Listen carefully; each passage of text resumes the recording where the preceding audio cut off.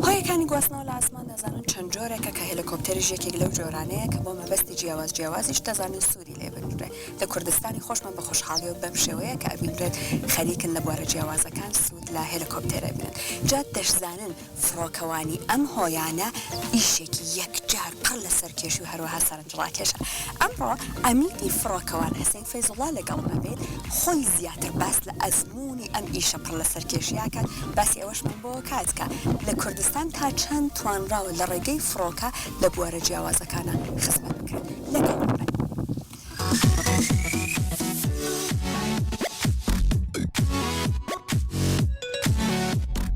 سڵاوت لێبێت ئێوارە باشی جەنابەت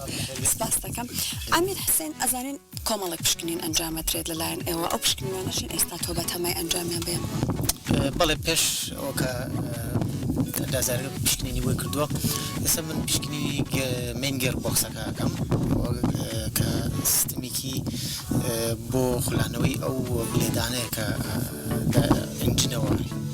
هاواری بۆی ئەڕوە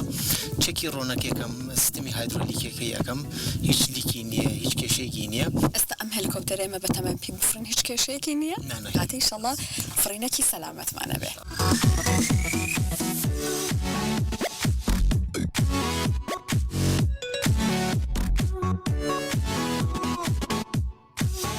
چەکەکانتان ئەنجامدا ئێستا کەش و هەوا تا چەند ئەبێت یارمەتی دەرتان بێ بۆ فڕین یەکەم شت مەگە ئەبێ چێکی کەش و هەوا بکەین زۆر زەرورە بۆ فڕۆکە هەموو نوع فڕۆکێ زۆر زەرورە بە تایبەتی هێلیکۆپتەر لەبەر فرێنەکان زۆربەی نزمە چێکی کەش و هەواکەین و ئەبێ بزانین ئەو خێرایی با یان ئەو هەورە ئەو بارانە یاخود ئەو خۆڵبارینە هەرچی کە گۆڕانکاری لە کەش و هەوایەت ئەبێ بزانین ئەو فڕۆکەیە تحملی ئەو هیناکە لە لیمیتی خۆی دەتوانێت بفڕێ لەو هینە یاندا لەبەر زۆر جار فڕینمان کەنسڵ کردووە بەهۆی خراپی کەش و هەوا کە گونجاو نەبووە ئەم فڕۆکەی نەیتوانێت بۆ کەش و هەوا بفڕێن لە چه حاڵەتێکە ئێوە لەوانەیە ناچار بن لە شوێنێکە کە تایبەت بە خۆتانیە بنیشنەوە حاڵەتێکی ئەمەرجنسی هەیە کە هەر خەلەلێکی تووشە بێ لە ناو فڕۆکەیە کە هەموو ترینیمان کردووە لەسەری هەر حاڵەتێک ڕوودا ناچارین لە دەرەو فڕۆکەخانە بۆ یە کات زیاتر نەبژین بێنەوە ناو فڕۆکە لەبەر سەلامەتی خۆمان و فڕۆکەکە لە دەرەو فڕۆکەخانە دابەزین تا دەستنیشانی خەلەلەکە بکەین یاخود هەر حاڵەتێکی ئاگر بێ یان ئەنقاز بێ ئەبێ لە دەرەو فڕۆکەخانەش دابەزین بۆیە لە نزیکەوە ئاگامان لە بتوانین کۆنتترۆلی ئەو حادسە بکەین ئەو کێشی بکەین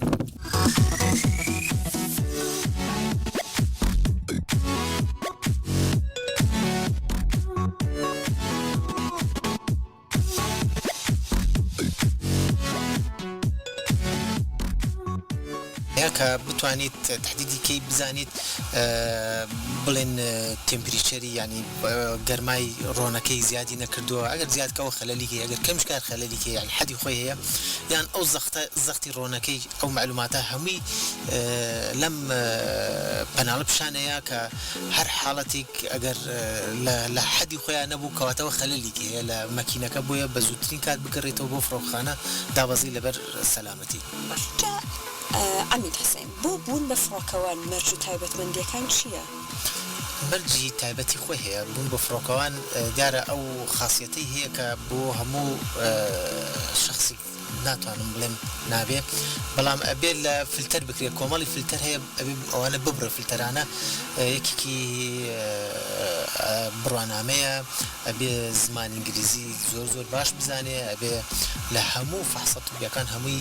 دەرچێ ئەبێ لە هەموو امتحانەکانە سەر و هەفتا بێنێ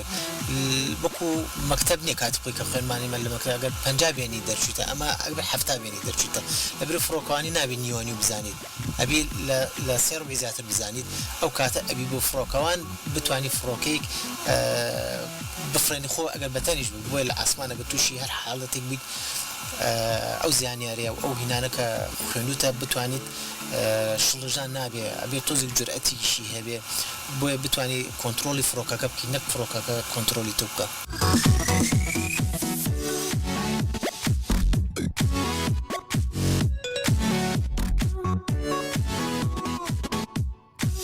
لە کوردستان کەسێک حەزی لە فڕۆکەوانی بە ئایا هیچ خولێک ئەکرێتەوە بۆی کە بەم حەزەی بگە؟ بەڵێ ئێمە ئێستا کەمی فڕۆکەوانمان هەیە کەمی میکانیک کەمی ئەندازارمان هەیە بەهۆی قەیرانی ئەم فترەی ئەخیرە کە حکوومەتی هەرێم بۆ مەسائلی فڕۆکانی بە ئام هەمووی مکلیفە بودجەیەکی تایبەتی هەیە تا قەیرانی دارایی حکوومەت نەیەتە هی ناتوانێت دەورات بکرێتەوە تا ئێستا وەستاوە چەندجا داوامان کردووە بە فەرمی وەزارەتی ناوخۆ کە فڕۆکەوانی نوێ پێک بێنین یاخود ئەندازار هەر تا ئێستا چاوەڕوانەکەین تاکو ئەو کاتە کە دەست بکرێتەوە بە دەورە ئێمەش پێمان خۆشە خەڵکی تر فێرکەین و خەڵکی تر بێ بە فڕۆکەوان و بێت ئەو خزمەتە بکەن.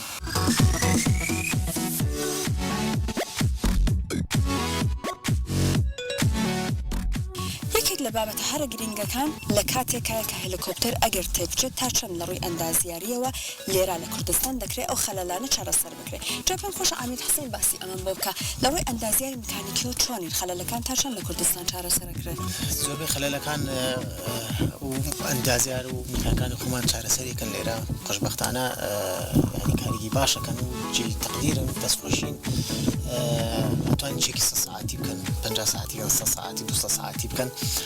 هیچ کێشیان نییە یعنی هەمووی هەڵەوەشێنەوە چێکێکەکەن و دوای ئەبەسنەوە دوای تست فلایتەکرێت کە هیچ کێشێکی نییە و ئەو کاتە فۆرمێکە تەوقیعیەکەن و ئەو فڕۆکەیە حازرە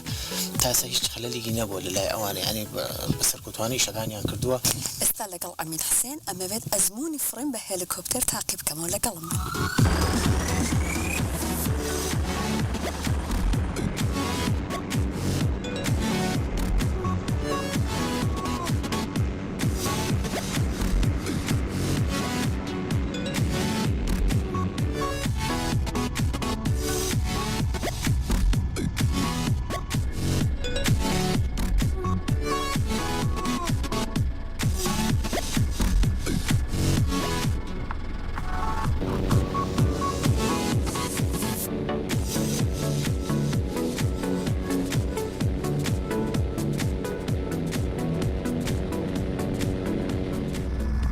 باشە مەبەست لە فڕینمان ئەمڕۆ کە وەکو دیارە ترافیکێکی زۆرە قاڵباڵغێکی زۆرە لە شەقامەکانە بە تایبەتی ئەوەی مەداخلی کە داخڵە بێ بەنەو شەقی سالم لەگەڵ 6 مەتری خوارەوە قاڵباڵغێکی بەرچاو یعنی دیارە ئێستا لە لای من وەکو کارەکەی دیارە 10 مێتر ڕوویاوە برادرانی هاتوو لەوێ لە شوێنە ڕووداوەکان ترافیکی تر قەڵەباڵغی تریشمان لە پێشە ئەو شۆکاری قەڵەباڵغی ئاساییە.